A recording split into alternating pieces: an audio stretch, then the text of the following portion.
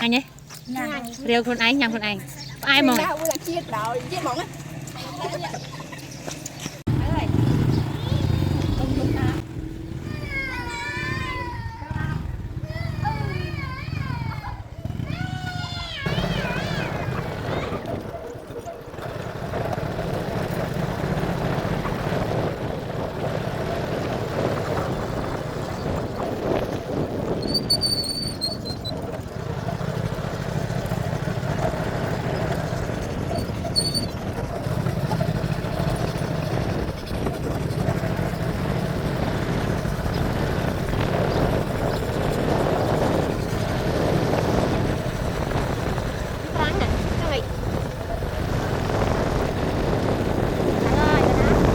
điều ly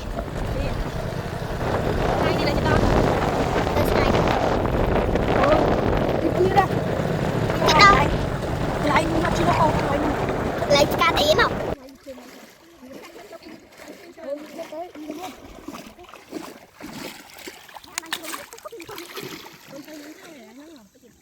sơi miền ngược tới một lạnh tiệt na tới lạnh na con miền miền tây tiệt mà tây theo nè bàn tây mùi tiệt tao mới chốt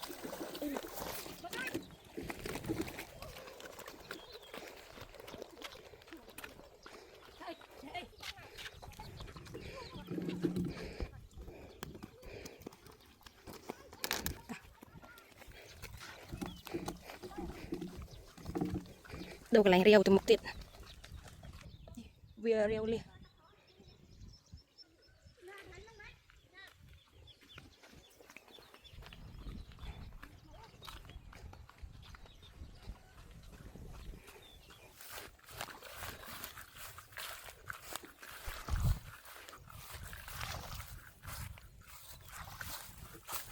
về đi ai nó tắt chán từ bố này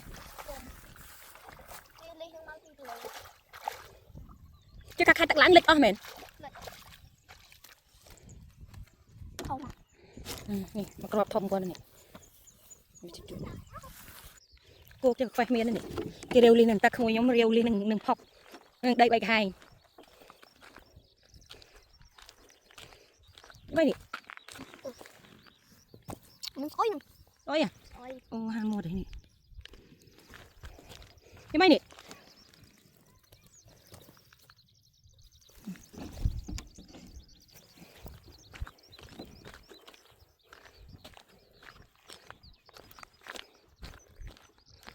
ring tắc ai cái máy nè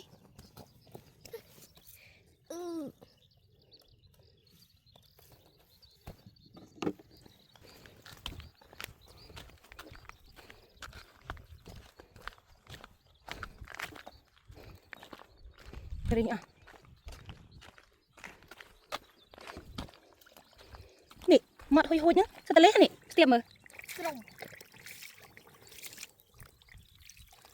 tạm nhiên này nó mặt hôi hôi nhá chẳng cái tóc không tắc này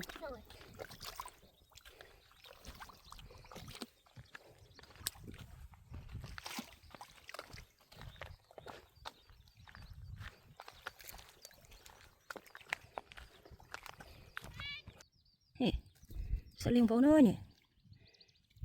nè nguy tiện vì đinh tắc ỏi tay li nào rủng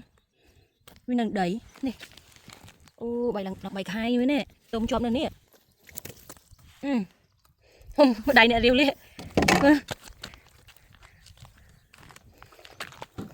cậu ăn má nó chai chỗ đây có nè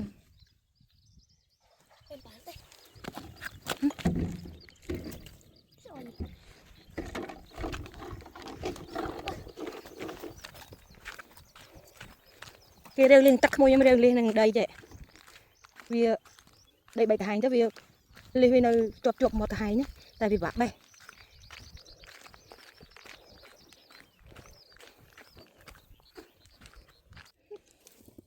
tapi ring đó xùm vàng đấy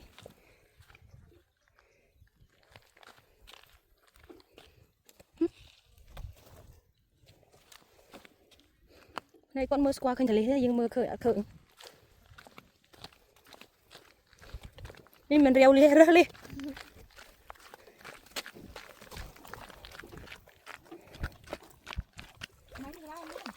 này cho cô Mina ơi. đi chơi mình con Rau mà nó áo đấy. nè đàn con này mặt nãy nè mới con đi mới đi đấy đi sự bồ thông mày nữa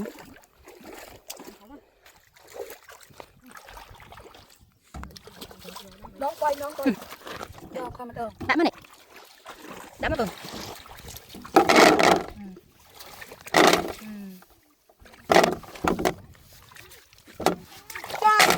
là ai phá không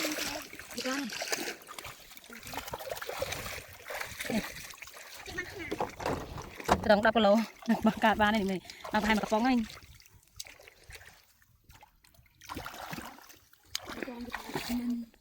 từ lúc nào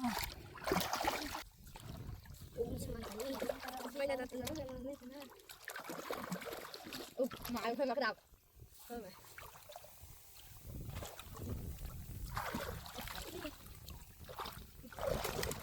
Con ly chạy chạy. Ê đừng có chặn và hai mặt phóng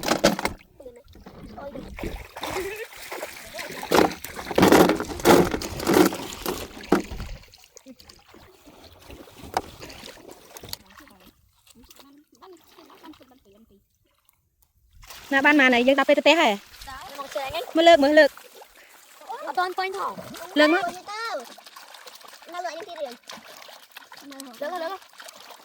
Không khó. đây ở mưa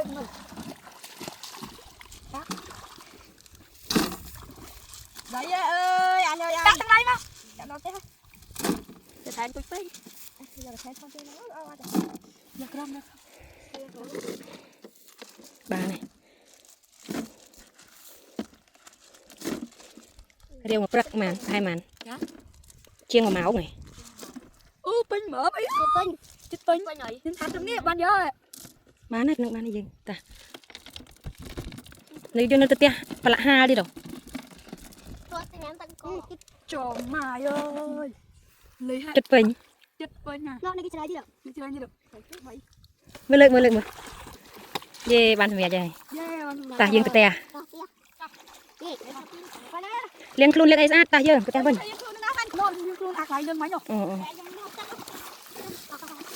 chạy chim to thế xem tay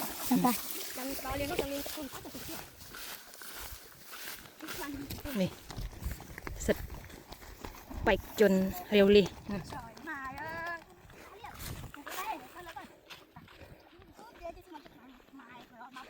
và mùi nè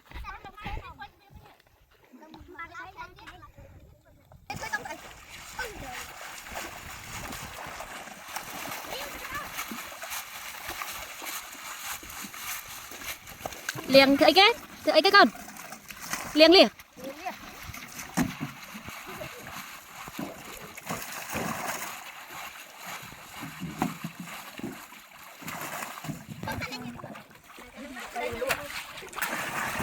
sbài vậy đeo liên sbài vậy cái sải đeo tiệt ắt sải đeo tiệt ắt cái này được phát này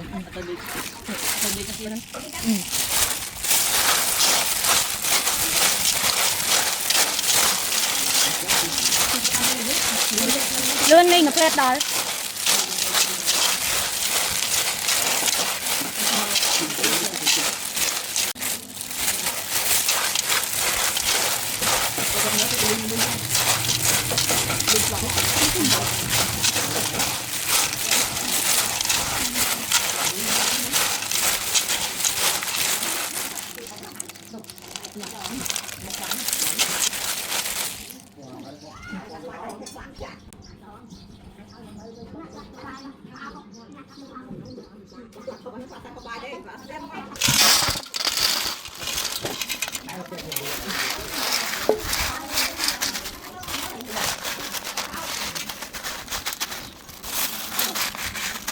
bao cái trâu mũi là bia lấy hai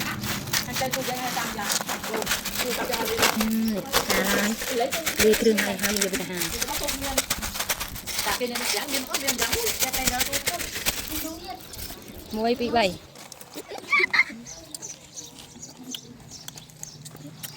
anh nhé rêu con anh nhầm con anh ai mà Hãy subscribe cho kênh Ghiền Mì Gõ để không bỏ lỡ những video hấp dẫn.